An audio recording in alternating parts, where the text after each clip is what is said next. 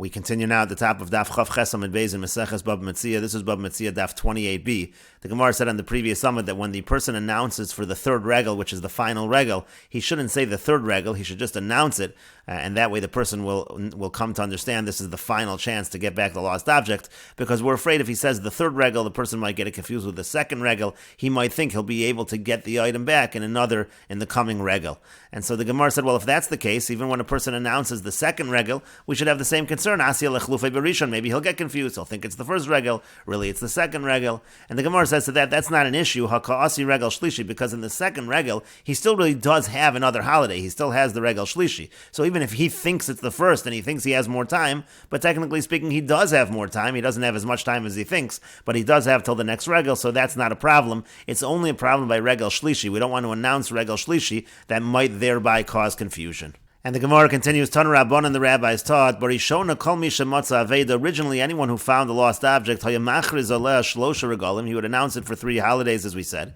V'yacha regel achron shivas yamim, and then after the final holiday, he would give 7 days, kadesh she'elech shlosha v'yachzor shlosha v'yachaz yom echad, so that the person could go home, travel for 3 days, return, and that also takes 3 days, and then one day will announce, meaning one day he'll be able to retrieve the item. That was originally. Mishachara Beis HaMikdash, from the time the Beis HaMikdash was destroyed, Sheibana b'mheira v'yameinu, it should be rebuilt speedily in our days. His kinu shu ma'acharizim b'vatei knasios b'vatei midrashos.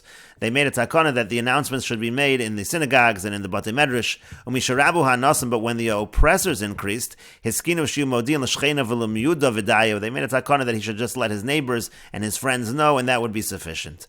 And the Gemara says, what does it mean that there was an increase in the oppressors? What exactly did these oppressors do? And the Gemara says, what happened was they used to say all lost objects belong to the king, and so therefore a person was afraid to announce it because it would be confiscated and given to the government. And the Gemara continues, Rabbi Yami found a vessel full of coins, Chaziu Barnosh, the Kamirsis, and a certain person saw that he was afraid, he didn't want to take it because he was afraid it would be confiscated. Amar Lei said to him, Zil Shkol Nafshech, take it for yourself. The Lav Parsayanan, because we're not the Persians, we're not like those Persians, the Amri Avedet Alamalka, because they used to say that the lost object goes to the government, but we don't do that. And the Gemara continues, Tana Rabban, and the rabbis taught, Evan Toin Haisab Yerushalayim, there was a stone, it was called the claimant's stone in Yerushalayim, Kol Misha Avdala Aveda Nifne L'Sham, anybody who lost something would go there, V'chol Misha Motza Aveda Nifne L'Sham, and anyone who found something would go there, Zeh Omid Umachris, V'zeh Omid V'nos and Simonim, this one would get up and announce the item, this one would get up and give the Simonim, V'notla, and then he'd be able to take it. And the Gemara says, V'zui Shashaninu, this is what we are referencing in the Mishnah Meseches Tainus, where it says, Su'u Ru'u, Im Nimcha Seven Atoin, it says, go out and see if the claimant stone has been obscured by the rising waters. That's the same stone that we were referring to over there. And the Gemara continues with the Mishnah, Amar so Aveda v'lo Amar Simoneh. If the person says what the lost object was, but he doesn't say the Simonim, lo yitin lo, you shouldn't give it to him. V'harama, and by the swindler, Afal Pish Amar Simoneh, even though he says the Simonim, lo yitin lo, he shouldn't give it to him. Shenamar, like it says, Adirosh Achicha also, until your brother seeks it out. Achat Tidrosh as Achicha means you have to investigate your brother. Im Ramai hu emeno Ramai, if he's a swindler or if he's not a swindler. And the Gemara says, Itmar, it was stated, Rav Yehuda Amar Aveda Tamachers. Rav Yehuda says that the person makes an announcement, he just makes an announcement that in general he announces that he found a lost object. Rav Nachman Amar Glima Machers, but Rav Nachman says he has to announce that it was a garment. He has to announce essentially what the Aveda was. Rav Yehuda Amar Aveda Tamachers. Rav Yehuda says he announces an Aveda. The Amar Glima Machers, because if you're going to say that the person announces that I found a garment, a Glima, so Chashin al-Ramai, then we would be concerned of a swindler. A swindler would take advantage of that knowledge and try to get it for himself, even though it's not his. Rav Nachman Amar Glima Machers. Rav Nachman says he announces the garment, he announces the cloak. L'Ramai lo Chashin, and we're not concerned with a swindler. Because if you were concerned with that, there would be no end to the amount of our concern. And the Gemara continues, Tanan, we learned in our Mishnah, Amar so Aveda v'lo Amar Simoneh, he says what the lost object was, but he doesn't say the Simonim. Hareza lo yitin lo, you don't give it to him. So Amar b'shlama Aveda tamachris. So if you're going to say correctly that the Mishnah understands that the announcement was just a lost object in general, hakamash malon. So then the Mishnah is teaching us a chiddush. The Mishnah is teaching us afagav de Amar glima, even though he said a cloak, so he essentially identified what the lost object was. Kilo Amar Simonim lo mahadrin le. But if he doesn't give the Simonim, we don't return it to him. But if you're going to say that the announcement was a cloak, a garment, so Amar Iu Glima, Vamar Iu Glima, Tzrich Lamemar, this guy announced that it was a Glima, and the person said, oh, you found the Glima, that we even need to say, Kilo Amar Simonim Lo Mahadrinan, that if he doesn't say the Simonim, we don't return it to him. Of course we don't return it to him. He has said nothing if that was the scenario. And the Gemara continues, Amar of Safar says, Liolam glima machris. Really, what's happening is that the announcement is made that it's a glima. Amar iu glima v'amar iu simonim. And then this person said the glima, and the other person said the simonim. Umaylo amar simonen. If you're going to understand the Mishnah that way, so how do we understand the Mishnah when it says that he said the Aveda but didn't say the simonim? He did provide the simonim. No, the Mishnah means lo amar simonim muvhakim didah. He didn't say the clear-cut simonim. He gave some simonim, but they weren't clear-cut simonim, and that's what the Mishnah is saying. In such a situation, lo yitin lo, he shouldn't give it to him. And we'll take a look at Rashi, first looking at the Rashi right before the Mishnah, V'zui shashanin b'Meseches Tainus b'choni ha'magel. This was learned in Meseches Tainus by choni ha'magel, tzu'u ru'uim nimchas even toein. Go and see if the even toein, if the claimant stone has been obscured, means to say, im nichsas b'geshamim shagavu ha'geshamim l'mala himenu. Go and see if the rain got so high that it's covering up that stone, yesh geshamim yoser midai, then there's already too much rain, v'espal aleichem sheyelchu, and then I'll daven for you that the rain, and I'll daven about the rain rather, that it should go away.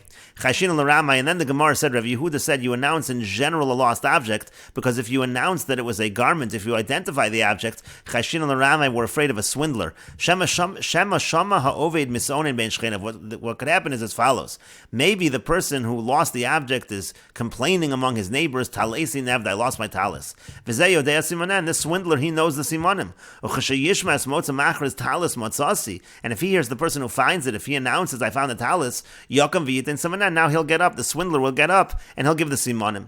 Hilkach, therefore, aveda tamachar is better to just announce there's a lost object. Ve'enu nosein leiv lomar talazu avadati velu simonim. That way he's not going to pay such attention and he's going to say, I lost the talis and these are the simonim. But then the argument back was ein ladavar sof. If you're concerned about that, then there's no end to what kind of concerns you could have. Ta'ashanam, because even let's say the announcement is just in general, there was a lost object. Masechet, still the swindler might think to himself, V'yamar, he'll say, im talis, he should Metziah, say lu simona. If it happens to be you found the talis, these are the simonim. And the Gemara continues at the two dots. The Mishnah said, by a Ramai, by a swindler, even if he gives the simonim, he should not give him that object. And the Gemara says, Tana Rabban, and the rabbis taught, in the beginning, anyone who lost an Aveda, he'd give the simonim and he'd take it. But when the swindlers increased, his skinu shiyomrim lo, so they made a takana that we say to him, first you have to bring witnesses that you're not a swindler, and then you could take it. Rav Papa was like with the father of Rav Papa, Irchas Lechamra, he lost the donkey, and people found it. Also, Lakami the Rabba Baravuna came before Rabba Baravuna. Amarle said to him, Zilaisi Sahadi Delav Ramayat, go bring witnesses that you're not a swindler, Vitol, and then you could take the donkey back. Azalaisi Sahadi, he went and he brought witnesses. Amar Lahu, and he said to the witnesses, Yaditon Bey de Ramai, do you know that he's a Ramai? Amrule, and they said to him, yes, and they implied that he is a Ramai. Amar Lahu, he said to them, no, I'm a Ramai. He said to the witnesses, I brought you in to testify, I'm not a Ramai, now you're saying I am a Ramai. Amrule, they said to him, Anon lav Ramayat Kamrin. And they said to him, no, we were trying to say that he's not a Ramai. We made a mistake in the way we answered the question. Amar Rabba Baravuna said, Mistabra lo maisi inish chofs l'nafshi. It makes sense to say that a person is not going to bring condemnation upon himself. If he brought these witnesses, obviously they're coming to testify that he's not a Ramai. We can trust that they made a mistake in the way they initially spoke. And the Gemara continues with the Mishnah, Kol davar she'osa v'yochel yasa v'yochel. Any animal that a person finds that it is able to produce revenue, but it also eats, so that's exactly what it should do. The person who finds it should use it to produce the revenue, and that revenue will be used to feed the animal. V'davar she'enosa v'yochel, and something that does not produce any revenue, but it does eat, yimacher, so that animal should be sold, and then you'll return the money to the original owner, shenemar, as it says in the pasuk, v'hashevoso lo, he has to return it to him, re'eh hech teshivenu lo, you have to see the best way to return it to the person. And the Mishnah says, Ma'yehe bedamim, so what happens to the money? Rabbi Tarfon says, Yeshtamish behen, the person who found the animal is able to use the money. And Lafikachim avdu chayev b'achrus, and therefore if the money gets lost, he'd be chayev, he'd have to be responsible for that money. Rabbi Akiva says, Lo Yeshtamish behen, he shouldn't use the money. Lafikachim avdu, therefore if it's lost, ein chayev b'achruyusan, he is not obligated in terms of responsibility for that money. And the Gemara says, the Gemara says, well, something that can produce revenue and eats, you have to work it forever, you have to keep that animal forever. Amar of Nachman, Amar Shmuel, Rav Nachman says that Shmuel says, Ad Yud Beis Chodesh, you only have to keep it for 12 months. Tanya Nami Hach, we learned in a brisa like this as well, called Davar Sha'osav Yochel, anything that produces revenue and eats, Kagon Para v'chamor, like a cow or a donkey, Metafel behen an Yud Beis Chodesh, you have to take care of it for 12 months, Mikan v'elach sham demeinu manichon. From that point in time, you evaluate what the value is. Again, you sell the animal, and then you keep the money. You'll just return the money to the person. Agolim v'sayachim, that's calves and foals. That refers to young cows, young horses. Metafel ben shlosha chadashim, there you only have to deal with the animal for 3 months. It's harder to take care of those. Mikan v'elach sham demeinu manichon, and from that point in time on, again, you evaluate what it's worth. You sell the animal, and you just take the money. Avos v'tarnagolin, geese and roosters, metafel ben shloshim yom. You take care of them for 30 days. Mikan v'elach sham demeinu manichon. Again, from that point on, you evaluate what their worth is, and you leave it. Amar Rav Nachman bar Yitzchak, Rav Nachman bar Yitzchak says, Tarnagoles kibehema gasa. A chicken is the same as a large animal.